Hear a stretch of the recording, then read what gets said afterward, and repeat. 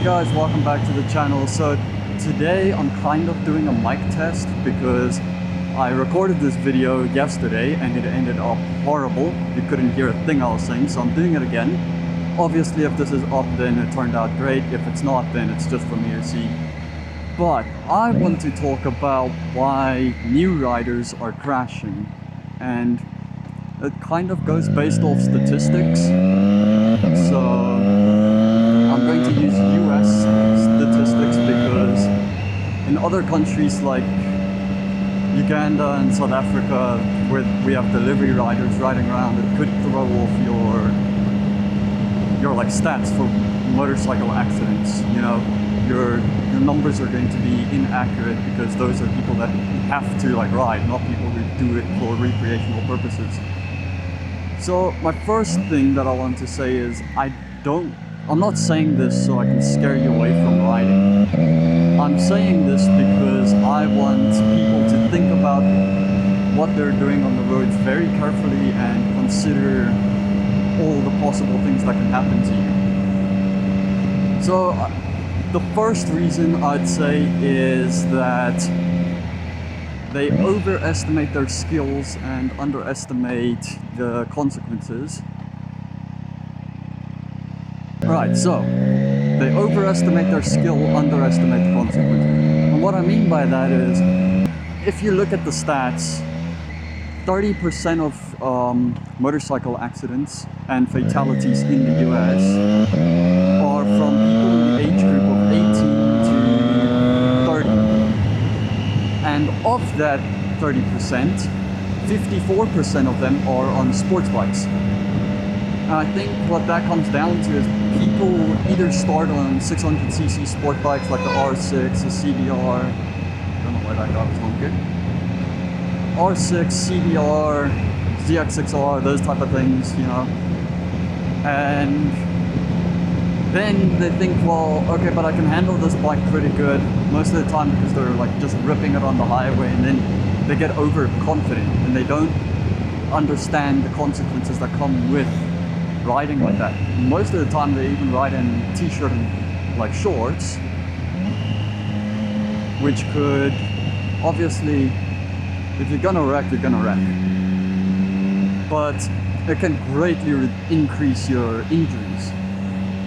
I've seen people go down in crashes, like low sides, with t-shirt and shorts. They end up all cut up in road rash and all sorts of other stuff, when just wearing a simple jacket and some simple pants could have literally taken away all of those injuries. And I think that kind of the thing is, a lot of these people that ride these 600 sport bikes ride the ones with like no traction control, no ABS. I'm talking like 2007 R6, those kinds of 600s. And then the thing is, they go through sand on like a turn, slide out, and they're cooked, you know. They're absolutely cooked. And that's to show that electronic aids do help. Some people think that they limit you, and some people think traction control can cause high sides, or you don't get the full throttle, which is very incorrect. Traction control or not, your throttle is the same. You're gonna get full power whether it's on or off. The only difference is traction control off. If you start sliding, the bike's not gonna cut power. You're gonna keep getting power to the bike, and you know, you're gonna keep sliding. Traction control is gonna cut that, you know, you're gonna regain grip and you're good to go. ABS, well, that's a no-brainer. I'm not even, honestly, if there's anyone out there that says ABS is bad for you or it does bad things, like, honestly, literally go on YouTube for like 5 minutes and you'll see that it literally saves lives.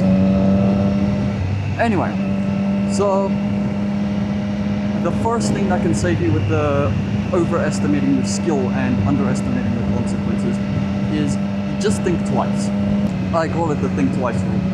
If you're about to do something that's sketch or you're not comfortable with, just take 1 extra second and think about what you're about to do. Is it worth the adrenaline rush that you're gonna get? Sometimes it is, sometimes it's not. It's not, you know? Like, say I were to turn right here and I were to think to myself, okay, is it a good idea if I were to suddenly do a pull? Maybe not super fast, maybe just a small little pull. Maybe it's worth the adrenaline rush. Like in this case, okay, there's that car. Yeah, sure. It was worth it, you know? You can kind of use that to decide whether or not something you're about to do is absolutely stupidic. Stupidic? I don't think that's a word. What you're about to do is absolutely idiotic, or is it a calculated risk, you know? And I'm not exactly sure on what the number was, but most accidents happen in a rider's first 3 years of riding. Most of us are young, so we don't have a wife or kids, so we have more time to, you know, go out and ride. I mean, that's why I have so much time to come out and ride. But the thing is, since you're riding more, your chances to do stupid stuff go up by a lot, you know? Instead of now maybe being able to do something stupid once a week, now you can maybe do it, say, 7 times a week or 6 times a week, however often you ride. So yeah, time and place. I'm not sure if I already talked about that, but if you're going to speed, you know, do something stupid, whatever it may be, maybe it's a wheelie, maybe it's going between cars, you know, do the think twice rule. Think what you're about to do worth the adrenaline rush. Think about the worst case scenario that could happen to you. And also think to yourself, is this the time and the place to do whatever I'm about to do? But I mean, I don't want to sound like anyone's overbearing parent, you know. Oh, you need to do this, you need to do that, you need to wear all your gear, blah, blah, blah. I mean, you're grown, you can make your own decisions. If you don't want to wear gear, don't wear gear. If you want to wear it, then that's great. Obviously, I'll always try and get people to wear gear, but I don't want to be like the gear police. If you really want to wear a t-shirt, I'm not going to stop you. I'm just going to think that you're maybe not the most intelligent in the thought process. Most of us are under the age of 25, so our what's it called? I'm not sure. I'll put it up on screen, but the part of our brain that's responsible for critical thinking and decision making isn't fully there yet. So we're more likely to do stupid stuff, and that's why we do the stupid stuff that we do. And also, by the way, I forgot to mention this until now. If you're looking at gear, in my opinion, mesh and textile gear is perfectly fine for the streets. When it comes to track, leathers are your go-to, but textile works perfectly fine. It's really good, just gotta get the right stuff, you know. If you're looking at getting gear, please do some actual research. I didn't do that.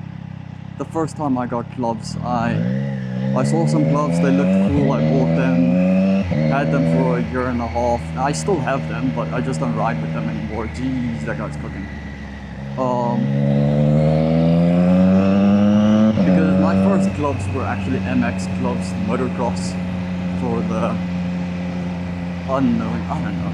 Anyway, they were motocross gloves, so they weren't built to handle street slides and impact and all that.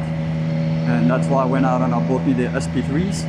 In the beginning, I could feel them as I'm riding. Like, as I'm riding down the road, I could actually feel them being on my hand, but now that they're more worn in, you know, I don't even notice them. Ride safe, think carefully about what you're going to do on these streets. Watch out for your intersections and cars and pedestrians and potholes and everything else. With that being said, see y'all in the next one. Goodbye.